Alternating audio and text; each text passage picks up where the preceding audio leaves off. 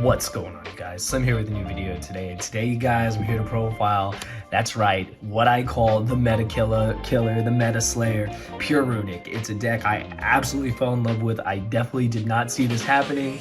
These were cards that I saw in the OCG, read about them a little bit, kind of disregarded them, didn't think they were really that important, then revisited them again, then got them when they first came out, tried them out, and I've just been loving the deck ever since. I didn't actually think Pure Runic was the route I was going to go, but shout out to my brother Johnny. We actually played this deck at YCS Minneapolis and YCS Pasadena. Well, we didn't do the best with it. We learned a lot. And this used to be a Mystic Mine deck, and now that mine has been banned, people are wondering, how can you play this deck? Well, big shout out to KP. I just know him as KP. He did top the remote YCS. He's also topped a couple regionals with Pure Runic. I'm going to have a link down below to his latest top 32 at the YCS remote event down below, because he inspired this list. It's his list, carbon copy. I made a couple changes in the side deck, but again, that's personal preference. But I just wanted to go kind of in depth with the deck. For anyone that's looking for a deck that can go against the meta and just play the anti-meta deck out strategy, this is definitely a deck for you. It plays very different to a standard Yu-Gi-Oh deck. It doesn't combo, it just literally aims to deck the opponent out. But I think it's just a really cool concept that old school players and new school players can try out. And shout out to being in Master Duel. I know it kind of sucks right now in 1v1. Runic is absolutely ridiculous, but it's definitely a deck that will probably be dealt with in Master Duel. But it's pretty crazy that it's out in Master Duel and it's just destroying things. You can actually play it here in IRL TCG and have success too. Before we get into it, be sure to smash that like button, subscribe if you're new here. Be sure to ding the notification bell. You'll get notified whenever I upload. Also, shout out to my sponsors all down in the description below, TCG Player. And if you guys actually want to sleeve the deck up in the exact sleeves I'm using Dragonshield. They are a sponsor of the channel. I'm using the Wrath sleeves for the main deck, and I'm also using the matte clear outer sleeves because I did decide to double sleeve this deck. If you guys want to purchase those sleeves yourself, you can use my link in the description below. Without further ado, let's hop into it. So it plays 0 monsters, you guys, but the Runic core is of course 3 Fountain. This is our field spell. This is literally the most ridiculous card. It just lets you draw 3 during your turn, during your opponent's turn. It's crazy. Just being able to play your Runic quick plays during your opponent's turn is ridiculous. Literally their turn becomes our turn, and I think that's just crazy. We max out on it now that Mystic Mine is gone. We used to play only 2 copies because there were so many ways to get to it with Hugin, with Tip, with Terraforming, with Metaverse, but now with Mystic Mine gone, we have the extra slot, so we definitely want to max out on it for consistency, and being able to use multiple in a turn and draw extra cards is amazing. Now for the Runic core itself, it's very standard, but it's 3 Tip, it is 3 Freezing Curses, it is also 3 Flashing Fires, it is 3 Destruction, 3 Slumber, and then just 1 copy of Droplets, 1 copy of the Smiting Storm, aka the Hammer, and 1 copy of the Runic Dispelling. So I'll get these 3 out of the way. Dispelling is ass. I literally hate this card. This card is trash. Like, I'm sorry. This is literally a name and nothing else. I side it out almost every game. This card is terrible. It literally only combos with this, which I love. I love Golden Droplet, but literally you have to use Golden Droplet, make them draw a card, make them banish 4, and then literally hit them with this for the rip out of the hand and a banish 2 more. But honestly, this card is the worst, but we play it because it's a name. Smiting Storm is okay. It can finish out games. What I like about it the most is that it's up to the number your opponent controls. So say your opponent has less cards in their deck than they have on the field, you can actually just ding them for the exact amount. So I do like that. 1 copy is all you need, though. I honestly just would never play more.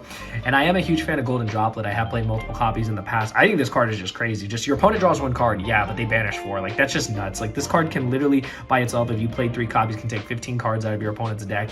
To me, that's just crazy when you're trying to deck them out. The only problem is, yeah, they can get to an answer. Yeah, they could Ash this if they want, but that's kind of a waste of an Ash Blossom, and if people are even playing Ash right now. But yeah, Droplet as a 1-of, along with the Smiting Storm and the Dispelling, has been perfectly fine. But all these other Runic cards are super important. They all serve a real purpose. I'll just go through them real quickly in case anyone's not new to them. But Tip searches anything in the deck. You can search the field spell, you can search any of the quick plays. Your opponent banishes 1. That's crazy. They're all quick plays, so this card is just crazy. It can just search you whatever you need. So it's the best utility card for fetching through your deck. And then Curses and Flashing Fire. So Curses is obviously an imperm, and it makes your opponent banish 3. I like that. This card is dead though when Skill Drain's up on the board. Just know that since Skill Drain already negates the effect, your opponent can't actually hit you with Freezing Curses. And all these special, I forgot to mention that. So all these do special 1 monster from your extra deck, 1 fusion. So that's cool. But honestly, for their main effects, you just want to be focusing on, this is the imperm when you don't have Skill Drain, and then this is the destroy a special summon monster and banish 2. So they're both good. I definitely side this out against Flunderies. This is the most dead card against them, so you definitely side this out for 3 better cards against them. It definitely will come up, but they're still very strong, so I'm gonna max out on them. And my personal favorite are these. My personal favorites are next to Droplet for the deck out strategy are Destruction and Slumbers. The reason why I love Destruction, this is an MST Banish 4. That's just crazy. Like, an MST that banishes 4 of your opponent's resources is just ridiculous to me. Like, I don't know. I just love this card. This outs any Floodgate that can get in our way. This can play around just crazy cards. Your opponent flips anti-spell and you have this, you can hit it. So this is just nuts. It's just one of the best cards. It's like not even close. Being able to hit opposing Floodgates, being able to hit crimes, being able to hit any of the tier cards, anything honestly the opponent puts up or whatever is just amazing. I have hit Necro Valleys with this because Necro Valley shuts down the recurring effect of the deck, so Destruction's crazy. Now Slumber. Slumber is so underrated, but I think it needs to be emphasized that yes, this does make your opponent banish 3, so that's already cool. The more cards we banish, the better. The fact that they banish is just crazy. There's just no utility there. They just lose everything. But this card does so many things. So not only does it do that, but it also makes it so that a monster that would be destroyed by battle or card effect this turn is not destroyed, and also it cannot attack. So what's ridiculous about this is that it can prevent your opponent's monster from attacking, and I can't tell you how huge that was. I played this at a regional as well, and even though I didn't finish the regional, I had to leave early. This was like crazy. Like, your opponent would have one monster and you could literally just activate this, target their monster, it couldn't attack, they banish 3, and then the turn goes back to you. And with this deck, all you need to do is just keep getting turns, keep accruing resources, and just start decking your opponent out while you draw into your Floodgates that just win you the game. And yeah, this card has just been crazy. This is a card you can activate on turn 1 with one of your Hugins or whatever you summon turn 1 to get the fountain draws going. So this is easily just one of the best cards in my personal opinion. And that is the whole Runic core. Very solid. I honestly would not change a single thing. I would not play more or less of any of these cards. I think the numbers were perfect. Honestly, I just wish I didn't have to play Dispelling, but the fact it's a name just makes it unnecessary evil. Would I play Runic Allure? Honestly, I don't know. I don't think that card is very good. Obviously, if the mirror becomes more popular, you need that card. You can only control 1 copy of it, but the tempo it creates, the ability to make your opponent banish extra cards is just crazy. So something we might visit in the future.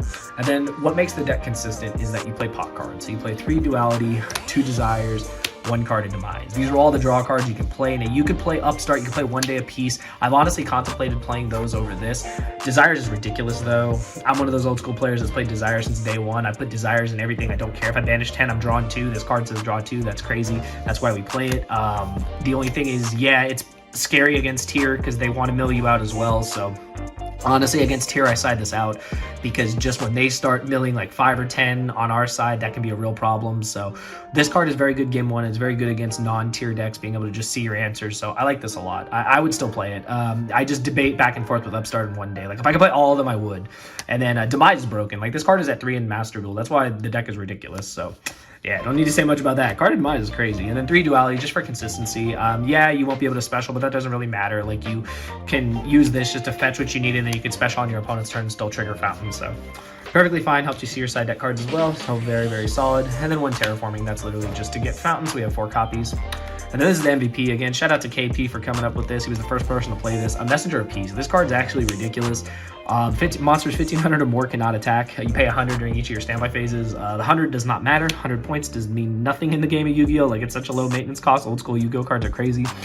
This just helps you buy turns. This just honestly helps you buy turns. This along with your Floodgates and just get milling your opponent out. All you're trying to do is deck your opponent out. So this literally helps you do that. And this has been so far just the best Floodgate. The fact that Hugin can protect from Lightning Storm and Duster is crazy. The fact that they have to answer this and not deal with like your other Floodgates is nuts. It just becomes basically another Floodgate they have to deal with. And when you're trying to go against the meta, and again, this is the Meta Slayer deck, this is literally like one of the best cards to do it. Yeah, they can out it with Field Spell. Yeah, they can out it with, what is it, Heartbeat or whatever the heck the card is. But honestly, you just account for that. You account for that. You have multiple copies. You have other ways to deal with their stuff. And honestly, if you start milling them out of resources, they may not even find their answer, and it might be too late. So yeah, Messenger of Peace is crazy. I don't know what to say. I underestimated that card. I didn't think that card was gonna be that good. That card was like the best card in the deck.